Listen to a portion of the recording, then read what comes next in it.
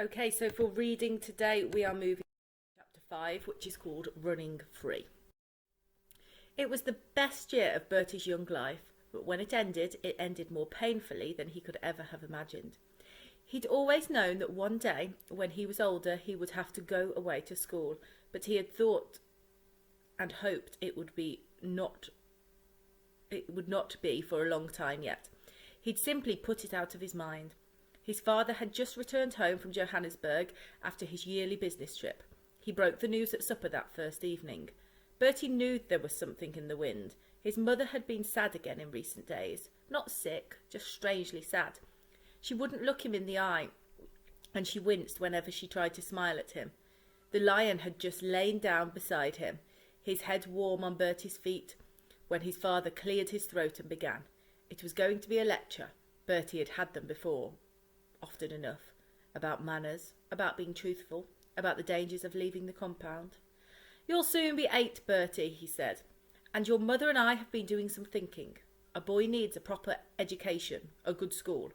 Well, we've found just the right place for you, a school near Salisbury in England. Your Uncle George and Aunt Melanie live nearby and have promised to look after you in the holidays and to visit you from time to time. They'll be father and mother to you for a while. You'll get on with them well enough, I'm sure you will. They are fine, good people. So you'll be off on the ship in July.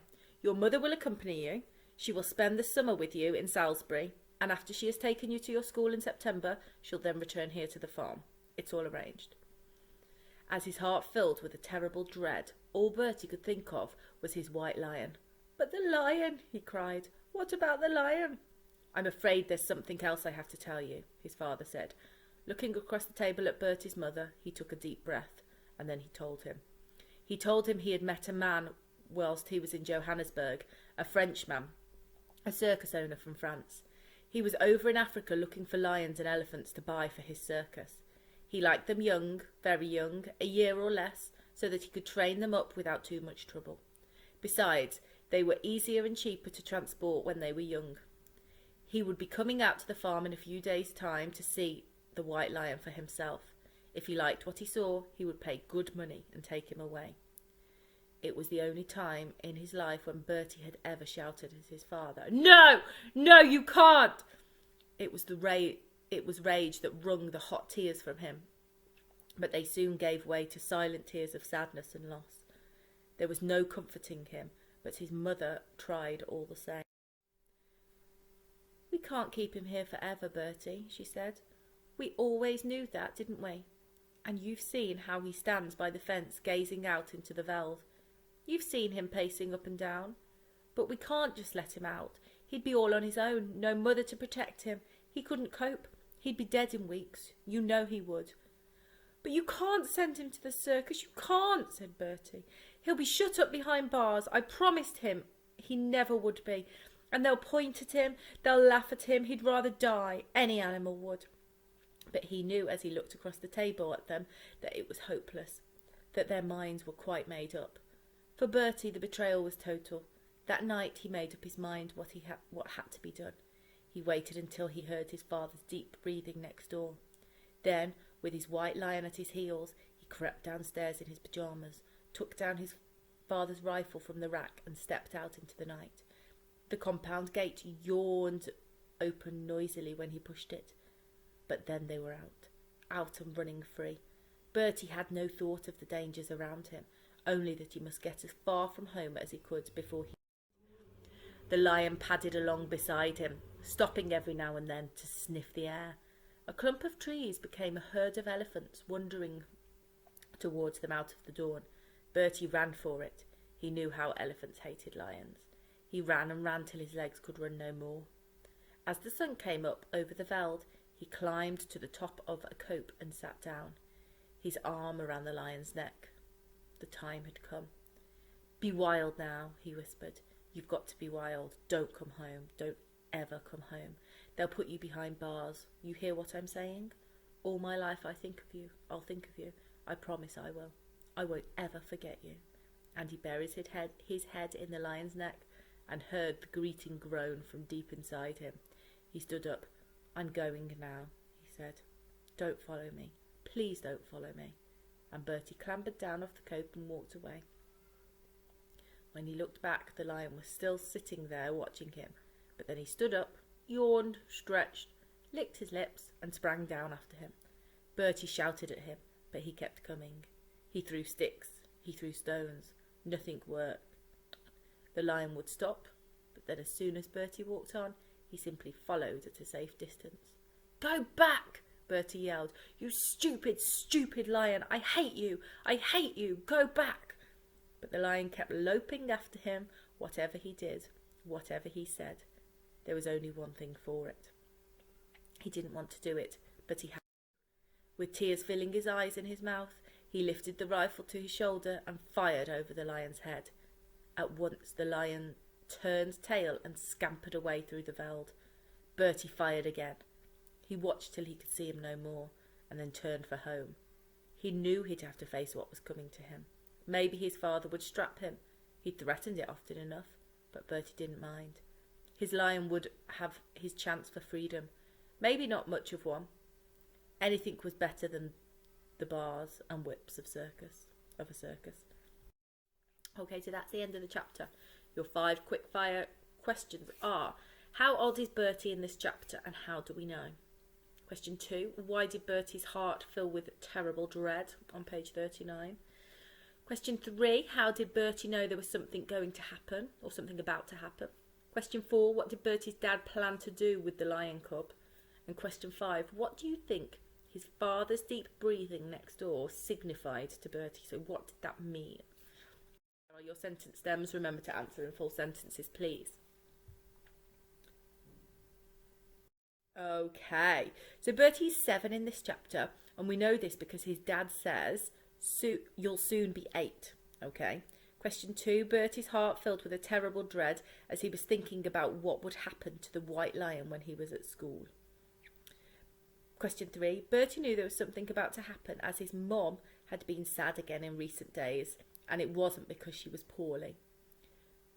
Okay, Bertie's dad planned to sell the lion cub to a French circus.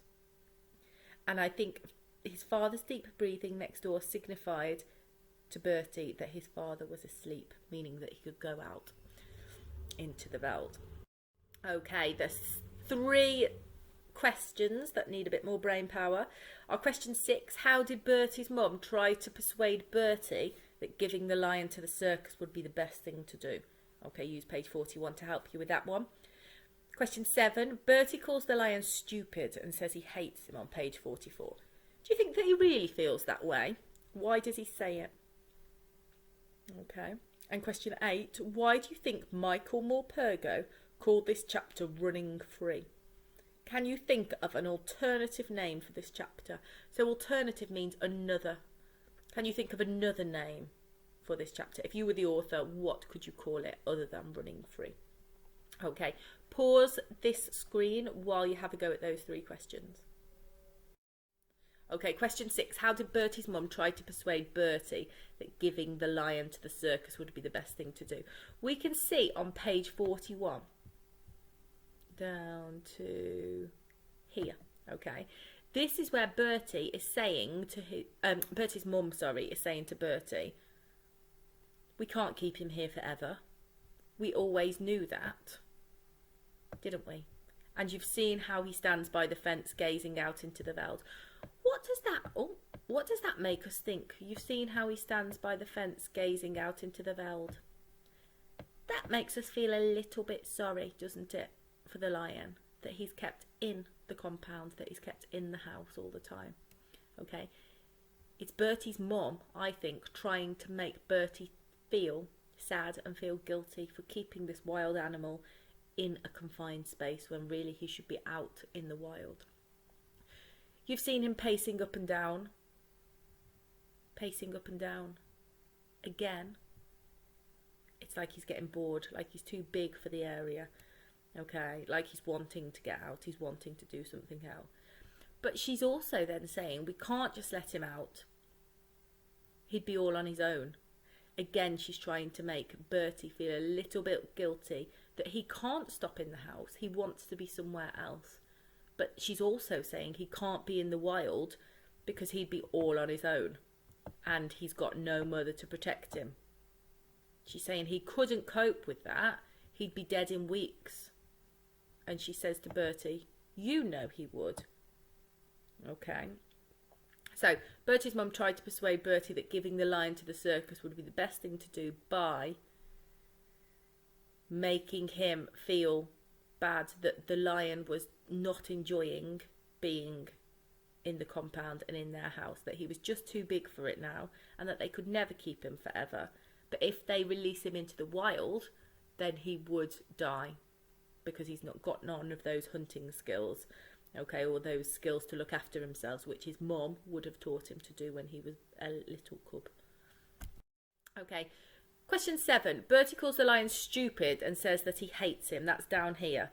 He's yelling. We can tell he's yelling at the lion. He's got, you stupid, stupid lion. I hate you. I hate you. Go back.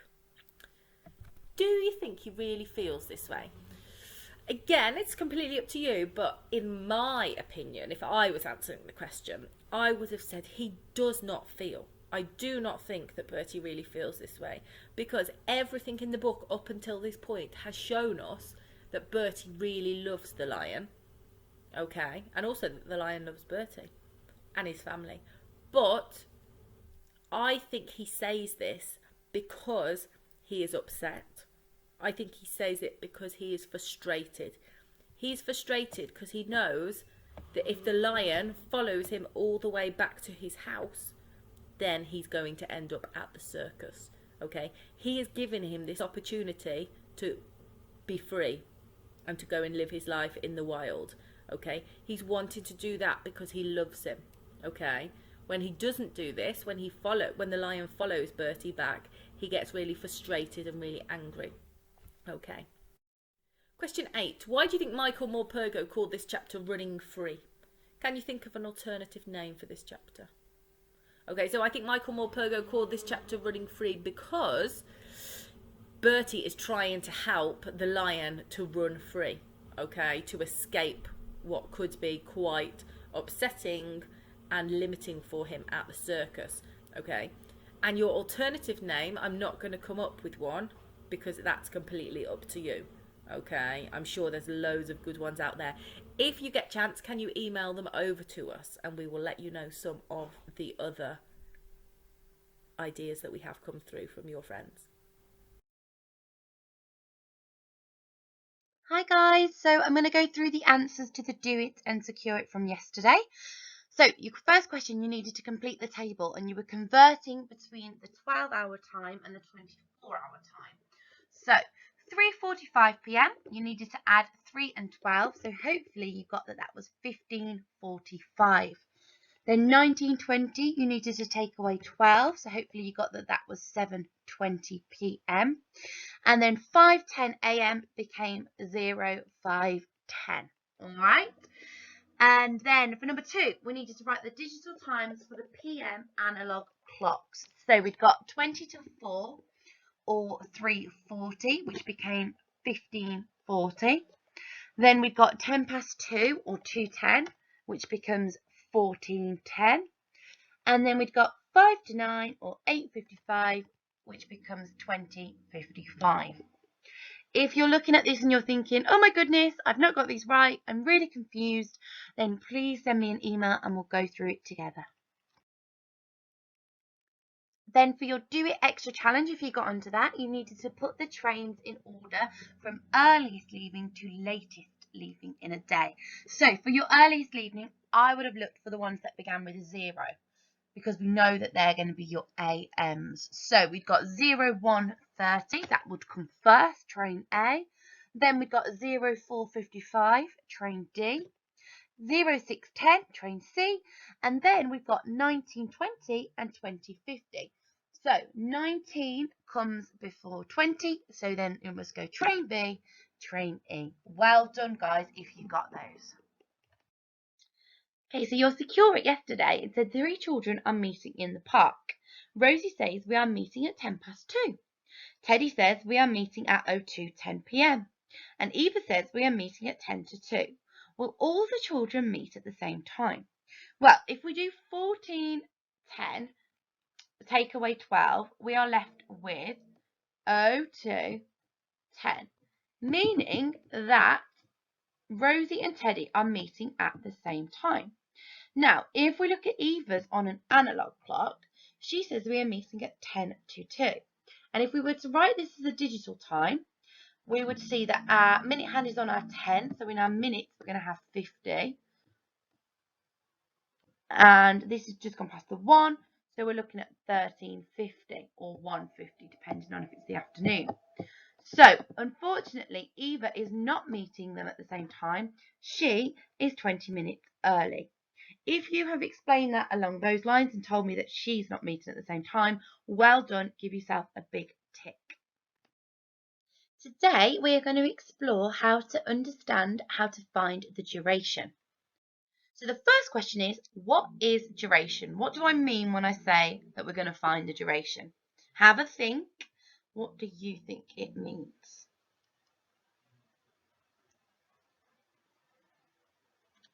Okay, so duration is how long something takes.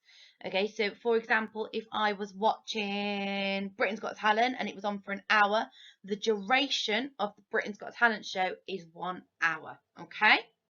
I took Millie and Mabel for a walk. We started our walk at 3 o'clock and got home at 3:45. What was the duration of our walk? Okay, so what you need to do is you need to work out how long our walk was. Now, one way we could do this is using a number line. So I've put my start time one end and my end time the other. And now I need to work out how long is in between. So if I go from 3 o'clock and I'm going to jump 30 minutes to take me to 3:30. Okay, now to get from 3:30 to 3:45, I need to jump 15 minutes. Okay, and then I need to add my 30 and 15 together, so I know that my dog walk was 45 minutes. Okay, we're going to have a go now at some yourself. So, Erica reads for 35 minutes. Circle when she read. What I'd like you to do in your books is write your times on either end of your number lines. So you've got 4 number lines that look like those on the board now. Okay, so copy those down. When you've copied those down, I'd like you to have a go at working out each of the durations to see which one lasts for 55 minutes, which is her swimming lesson, okay? Have a go yourself and then come back when you want to go through the answers.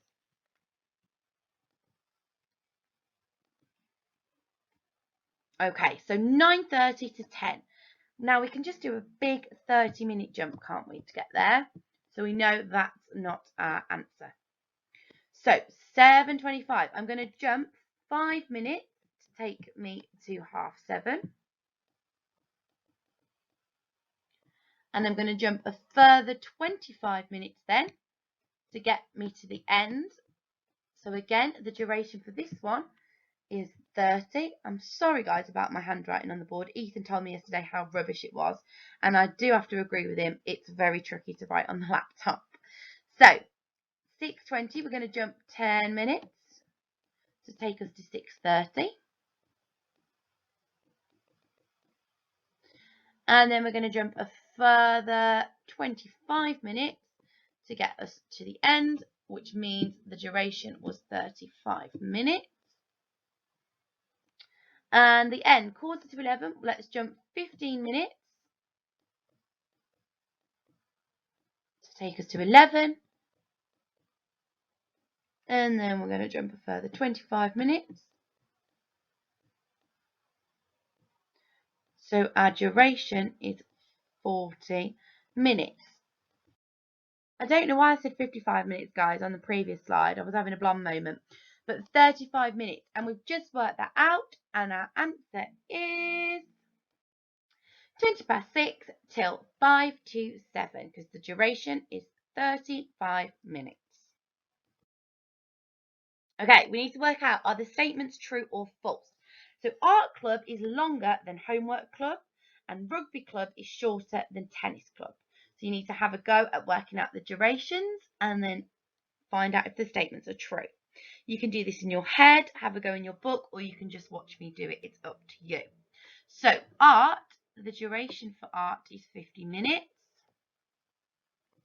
Rugby duration, it's 45. Homework is 1 hour. And tennis is 1 hour and 5 minutes. So, art club is longer than homework club. That is false. And rugby club is shorter than tennis. Woohoo, that one is true. For your do it today, you need to find the duration of the TV program. So you've got 4 TV programs to find. And then you've got the Emily reads for 55 minutes, and you need to circle when she swam. So do those number lines we did on the previous slide, and that will help you get your answer. If that doesn't help and you're really stuck with how to do it, send me an email. I'm more than happy to go through it with you. If you rush through that and you get onto your Do It Extra challenge, that is as followed. Eva starts playing her piano at 11:30. She plays for 45 minutes before having a half an hour break. She then plays for another 15 minutes. What time did she finish? Make sure, guys, when you're doing this one that you break it down. So she plays for 45 minutes, she has a half an hour break, and then she plays for 15 minutes. That's the only clue I'm giving you. Good luck. Finally, for your secure it, Kiara and Nico are waiting for their bus. Kiara says, my bus took half an hour and 7 minutes to arrive. And Nico said, my bus took 7 lots of 5 minutes to arrive. Whose bus took the longest? Explain your answer. Okay, best of luck, guys. Any problems, send me an email and we will go through the answers tomorrow. All right, bye. Hi everybody, welcome to your writing session for today. It's Wednesday the 6th of May and we are going to be looking at some non-fiction writing today, and we're going to be linking back in with the work that Miss Williams has just done with you on Butterfly Lion. So I'm hoping you're really going to enjoy the writing task that we've got for you for the rest of this week. Okay, so we're going to start with our warm-up challenge. Remembering we were learning about verb tenses, you're going to change these sentences, please, from the past tense into the present tense and from the present tense into the past tense. Remembering that you can use the word yesterday for these past tense ones and today for our present tense if it helps you. So can you change for me? We trained for the match on Saturday into the present tense, and can you change the present tense, Troy is watching the new Harry Potter film, to the past tense? Pause the video and write those 2 sentences for me.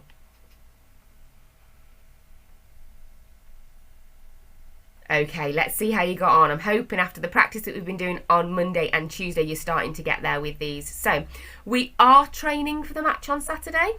Is happening now. Troy watched the new Harry Potter film, remembering that we're changing our endings in those regular verbs. So hopefully you wrote down, we are training for the match on Saturday, and Troy watched the new Harry Potter film. For this one, if you went for the past progressive tense, you might have written down, Troy was watching the new Harry Potter film. Both of those would be correct.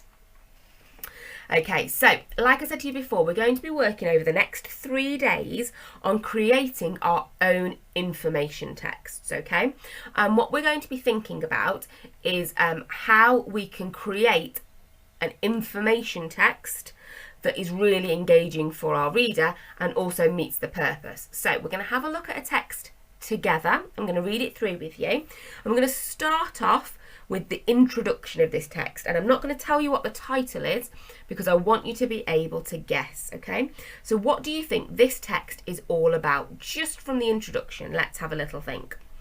Okay, so it starts like this. Found throughout various countries in Eastern and Southern Africa, the magnificent African elephant is the largest land animal and is even larger than the Indian elephant. If you're travelling in countries such as Botswana, Tanzania or Zimbabwe, you might be lucky enough to spot one in their natural habitat. Every year, these incredible mammals migrate, which means they have to move around so that they can find food during the wet and dry seasons. So what do you think the title of that text might be? What do you think that text is all about?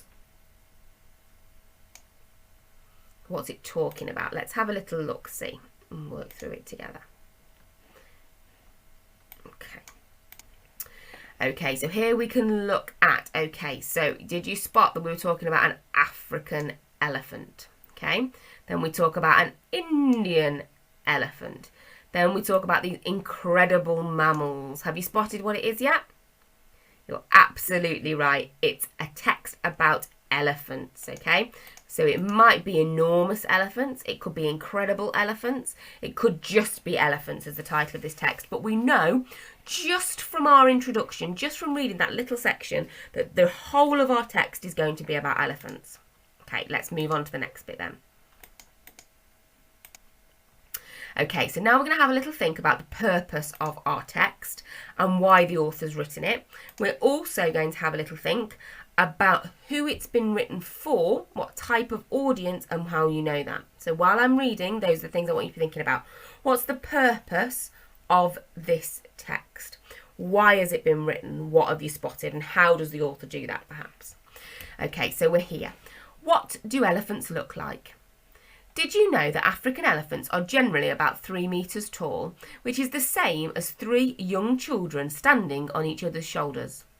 Incredibly, their weight can increase roughly 5,400 kilograms. Normally, male elephants are larger than females, but both males and females have tusks. These are large pointed ivory teeth. Unfortunately, poachers kill these beautiful creatures for their tusks because they can be sold for a lot of money. Covering their bodies, they have wrinkled grey-brown skin, which has very little hair. Interestingly, African elephants can be identified by their ears. These elephants have extremely large ears which are up to 1.5 metres long and are shaped like the continent of Africa. Ears not only help the elephant to hear well, but also help with the heat.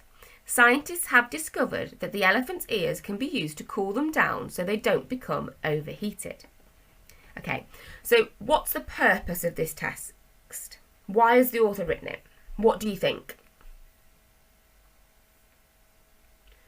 Okay, so the purpose of this text is to give the audience, the reader, lots and lots of information so that they know more about elephants after reading it. So we can see this because it gives us lots and lots of facts. So they're about 3 metres tall. They're 5,400 kilograms. They have tusks that are pointed and large, okay? It talks about their skin being wrinkled grey-brown. It's describing them for us. Remembering it's giving us lots of facts and figures and information. Interestingly, and now I really like this, and I think this is a really interesting point, here, where it says they are shaped like the continent of Africa, or it's the same as 3 young children standing on each other's shoulders. I think that's a really clear description that our author has given us to show us how big these creatures are. They've described them using things that we know. So we know how big a young child is. So if we think about 3 standing on top of each other, we can picture that, we can see that, which we might not be able to understand if we've just got about 3 metres tall. So as well as giving us that information, it's helping us to understand that information as well. They've given us the extra bit of information to understand. They've also, like you said before, used those descriptions, large pointed ivory teeth, perhaps to help us with those descriptions here. And then we've also given us the description here, which again helps us to be able to see what the author has been wanting us to look at. Okay?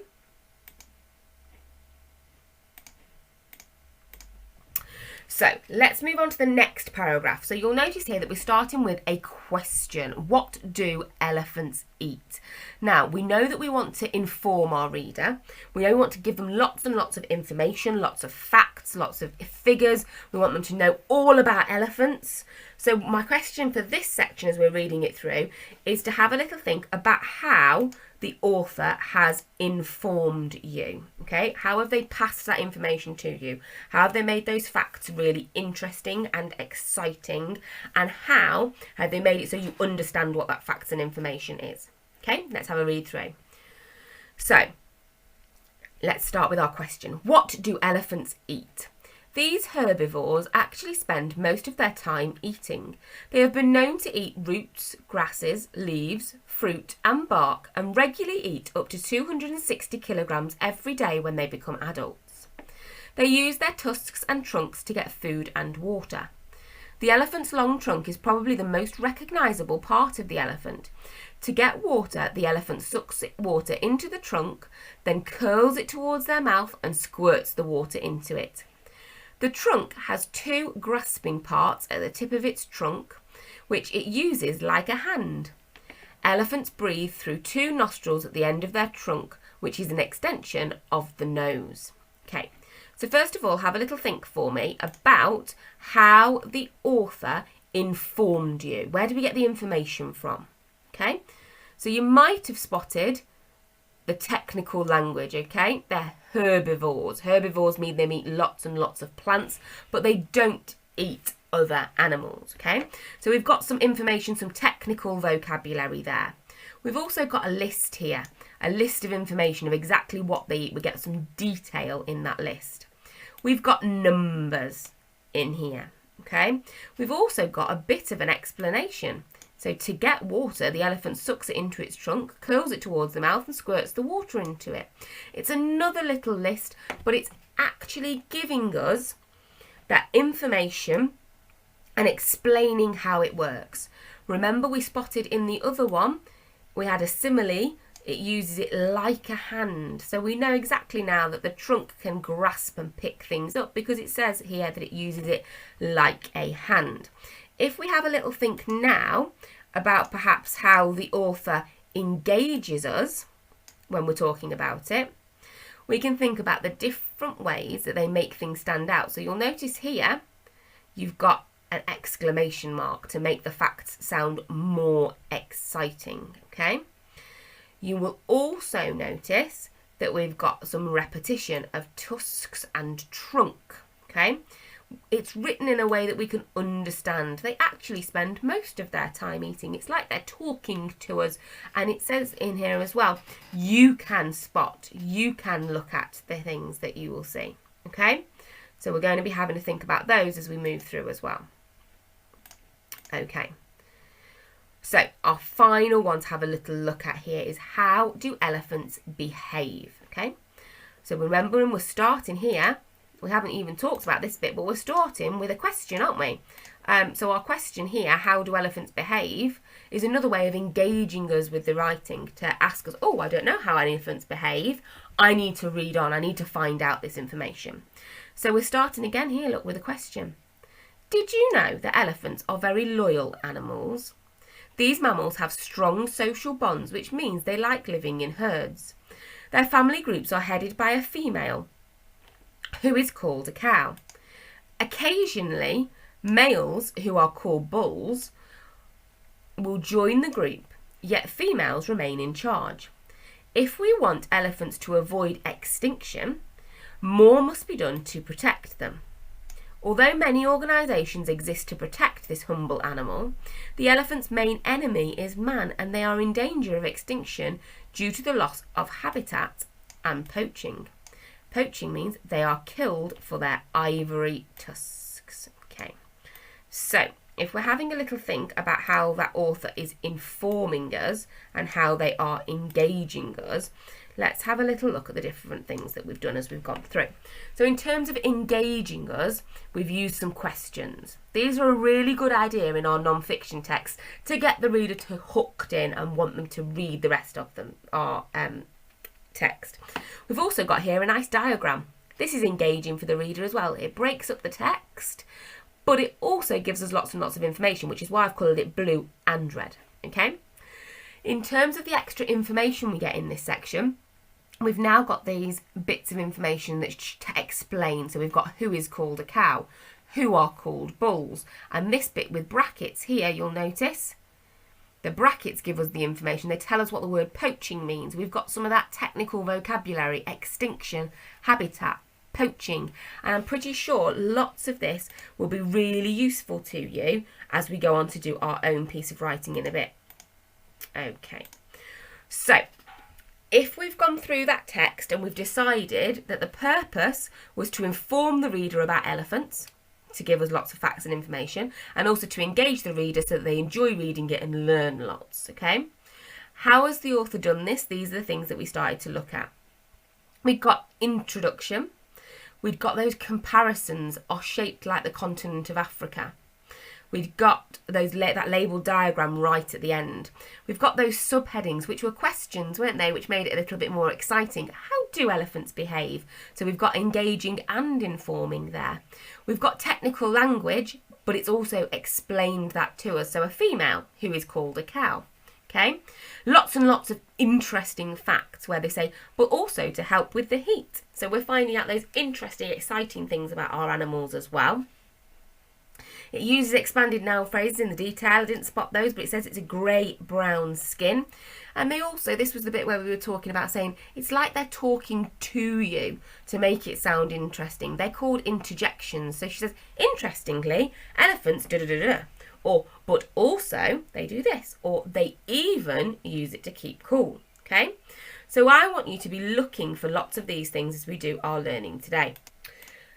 So our learning task for today, so you're going to need the workbook that's on the school website for this, because what I'd like you to do is read another non-fiction text, a little bit like we've just read that one together. I've included 2 in your work packs. There's one about pandas, which is a little bit easier.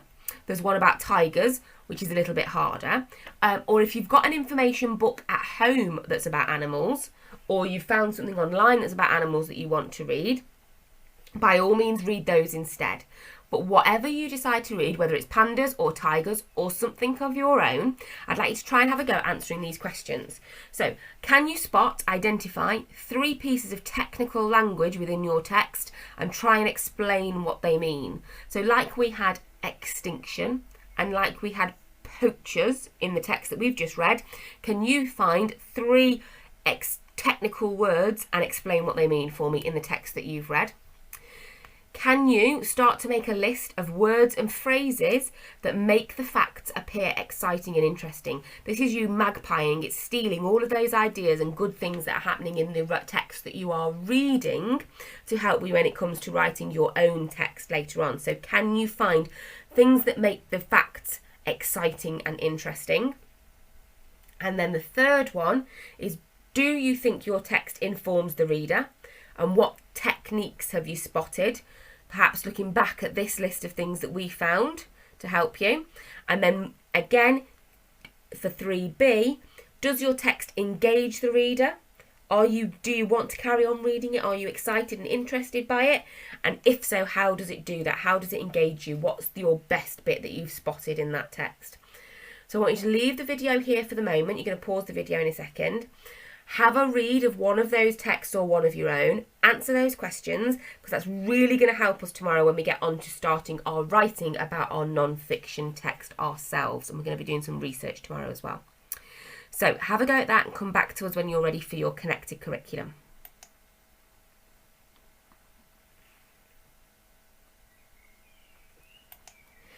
Okay, I hope you really enjoyed that and you managed to find some interesting facts and information in your texts. Today's connected curriculum, we are carrying on with our work on coastlines. If you remember, in your work pack there are videos, there are some texts to read, all about how we have the different shapes of coastline that we've got. If you can have a look and a little listen and a read of those, that's brilliant. If you want to do a little bit more, if you want a little bit more challenge this week, there are lots and lots of different things that you can do. So one of them is about writing a newspaper report. Another one is about making a model to show the different coastal formations. And if you have a look in the workbook, I think the model picture that I've given you is actually a cake. So not just a cardboard model or something that you can build. You can maybe build it from Lego. You might be able to build it, say, out of food. Really go to town with that one, see what you can do. Challenge 3 is all about coastal erosion and preventing it, and that's a letter activity. And challenge 4 is an explanation, which you could do as a poster, as a written booklet, or as a video telling us all about the different types of coastlines that you found out about. I hope you really, really enjoy those activities. Don't forget to share what you've been doing with your teachers at year 3 at redbrookhayes.staffs.sch.uk, or year 4 at redbrookhayes.staffs.sch.uk, because we absolutely love finding out what you've been up to. In the meantime, have a brilliant rest of the day, and we will see you again for more learning tomorrow. Bye everyone.